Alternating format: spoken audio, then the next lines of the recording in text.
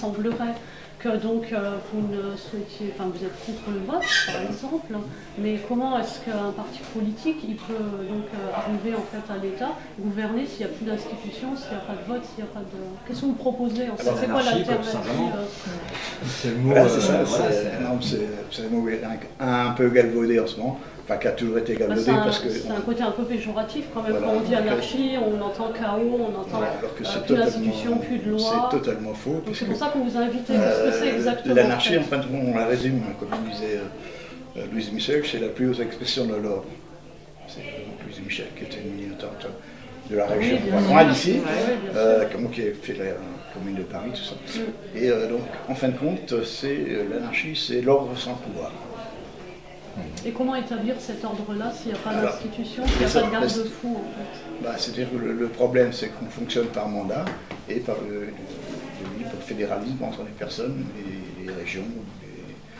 Et donc, on propose un mandat, la personne doit réaliser le mandat qu'on lui a fixé, et si elle ne le fixe pas, c'est les personnes qui décident du mandat qui va être fait. Et vous intervenez comment auprès de la population? Vous faites des colloques, des réunions? Voilà, c'est actuellement, ce qu'on fait assez régulièrement, on fait des réunions avec une projection d'un film spécial, avec un débat derrière pour justement alimenter tout ce... sur un thème bien précis, par exemple sur le sexisme, on va faire un petit film et ensuite un débat derrière pour que les gens puissent discuter et puis avoir la parole qu'ils n'ont pas ailleurs. Et comment est-ce qu'on peut participer donc à vos là c'est libre. Enfin, vous faites des invitations, il y a de l'affichage? Non, nos réunions sont privées pour les militants, mais ces débats sont ouverts à tous, par affichage, par voie de presse, par... D'accord, et vous vous situez où à Metz? Vous avez un siège où on peut vous rencontrer là actuellement, non, on n'a pas de siège pour l'instant parce que l'immobilier est un peu cher. Donc on s'est réunis dans un café à Metz, qui est le café Jeanne d'Arc. Et pour revenir sur vos objectifs, en fait vous luttez contre l'exploitation de l'homme par l'homme, on va dire, donc plus précisément contre le patronat, on va dire le salariat.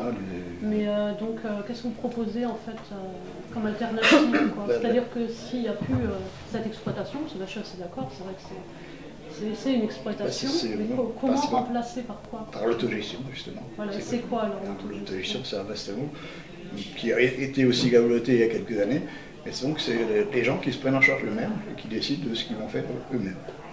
Sans qu'il y ait un patron qui décide. Comment générer alors sans que personne ne décide. Il n'y a pas de hiérarchie en fait. Il n'y a pas de hiérarchie. D'accord. Donc ça serait à peu près le même système mais sans hiérarchie. C'est pas facile à sans pied.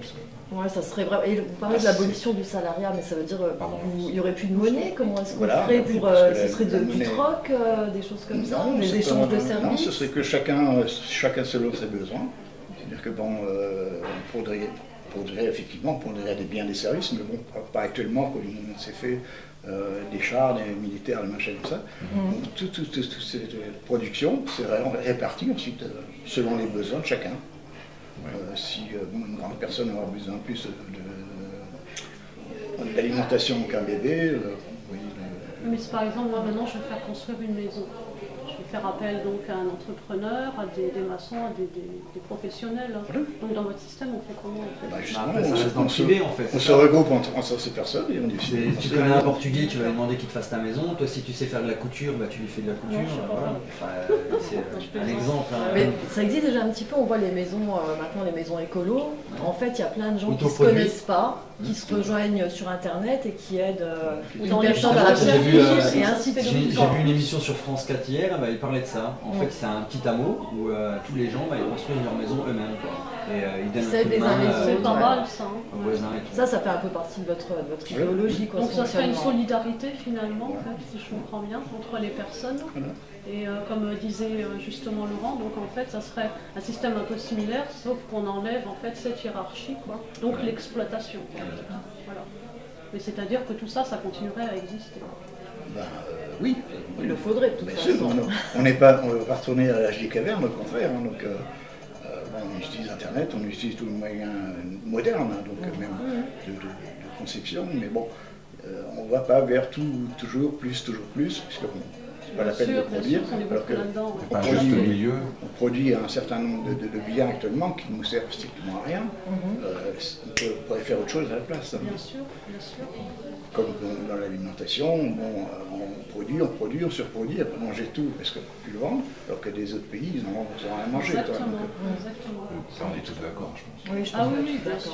Et au niveau de la vie politique locale, vous y participez ou pas du tout? On essaye d'y participer, mais bon, on sait très bien qu'on n'a pas un grand poids dessus, puisque chaque organisation politique, déjà, bon, on est toujours les malvenus parce qu'on est des anarchistes et on ne veut pas justement de hiérarchie ni désigner quelqu'un qui aura le pouvoir, donc on est toujours un peu rejeté de ce côté-là, puisque n'importe quel autre parti politique, il y a le secrétaire qui va décider pour tout les... Il y a peut-être aussi une méconnaissance et c'est pour ça qu'on vous a invité justement quand vous posez ces questions, parce que je pense que la plupart des gens, comme on disait en début d'émission, c'est un peu péjoratif, quoi. Donc on va dire l'anarchie c'est une utopie un peu post-adolescente, mais il n'y a rien derrière, quoi, voilà. Alors que bon, visiblement vous avez quand même des objectifs. Je suis encore un grand adolescent. Oui, moi ça me paraissait un peu obsolète quand je pensais à anarchie, je pensais... pense tout de suite à un grand adolescent. Ouais, je pensais au punk avec sa crête et son badge. Au niveau de l'anarchie, je suis resté au Berrurier Noir, moi. Oui, non mais voilà, moi c'est pareil, quoi. Donc je savais pas qu'il y avait vraiment un mouvement sérieux qui existait, qui essayait, voilà, quelque chose comme ça. Pour résumer un petit peu au niveau national, donc fédéral français, on dispose quand même d'une radio, d'un journal, de plusieurs librairies, de maisons d'édition, donc on est des gens fréquentables, on n'est pas... Bien sûr. Et au niveau éducatif, donc vous parlez que tout le monde ait une instruction égale, donc il faudrait réformer complètement le système scolaire. Vous laisseriez les mêmes programmes, vous changeriez des choses? Non, on changerait. Il n'y aurait déjà pas de programme, puisque ce seraient les enfants qui font leur programme eux. On a déjà fait l'expérience justement d'une école parallèle comme ça, qui était l'école sur l'île de Léron, qui était le Bonaventure, où justement il y avait une école qui est tous les âges, et les gens faisaient il y aurait personne qui transmettait le savoir, mais qui n'avait pas de pouvoir hiérarchique sur les enfants non plus. Comme le lycée autogéré à Paris. Voilà. Mais le lycée autogéré est un peu différent encore. Il y a des problèmes en ce moment. Le lycée autogéré de Paris, il y a des problèmes de financement parce qu'ils dérangent et puis ils dérangent, on leur sucre des professeurs. Mais eux, ils ont quand même un petit peu encore la hiérarchie au niveau des professeurs, des élèves. Oui, il y a quand même un petit cadre. Voilà.